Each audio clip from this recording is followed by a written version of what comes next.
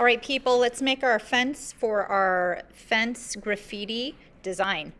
You're going to need around 12 popsicle sticks, and you're going to arrange them across a piece of scratch paper and just try and get them even. I say 12 because that number works well with different size graffiti designs, and it's a round number, so 12 is good, but you could have 11, you could have 13. Just count and make sure that you know what you're using to keep track of those popsicle sticks. Once you arrange them, set any extras you have aside. You will need some extras, and I use a ruler to make sure that the bottoms and the tops are lined up so the fence post is straight and it looks accurate. You'll notice that they're varying in color. That's okay. We just don't want them varying in height. So in order to reinforce our fence and make sure that it stays together, we're going to put some boards across our fence, 2 rows of boards across, and you'll notice that the posts, the popsicle sticks just aren't wide enough, so we'll deal with that. But what you're going to do first to your fence post is you're going to apply a generous amount of glue, and with a brush just paint it across so that every part of that surface is covered with a generous amount of glue.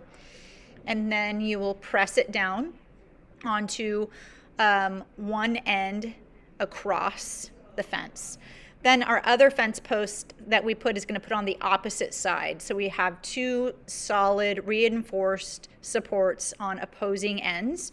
So again, generous amount of glue. With your paintbrush, just paint that, cover it completely, and then you'll press it down on the opposite side, creating 2 rows, which are right now imbalanced. So that's where your extra popsicle sticks are going to come to play.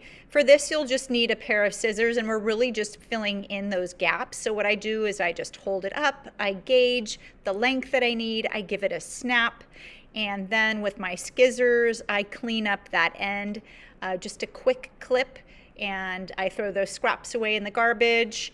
And I just keep cutting until I have the perfect size that will fit in that space. Remember, the goal is to have all the popsicle sticks reinforced, so getting that size as perfect as possible is going to be your best bet for having a nice, strong fence that you can put your graffiti on.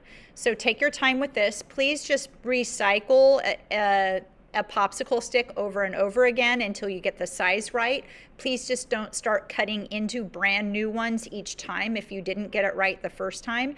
And save your scraps. We'll have like a scrap yard so that people can pull from scraps to fill in their gaps so that we don't waste popsicle sticks. These also get a generous amount of glue, especially since they're a disconnected post. So take your time applying that glue, swishing it around with that paintbrush, and then pressing it down. Once you're done adding your 2 sections of posts and you've pressed them down with glue, then it's not a bad idea to get your ruler once again and double check that the height of the fence posts, the bottom and top heights, hadn't shifted in that process. So grab your ruler and line it up to the tops and bottoms so that you can make sure that those didn't adjust while you were gluing. Then you'll get a Sharpie and you'll put your heading on one of the reinforcing posts, your first name, last initial, and period.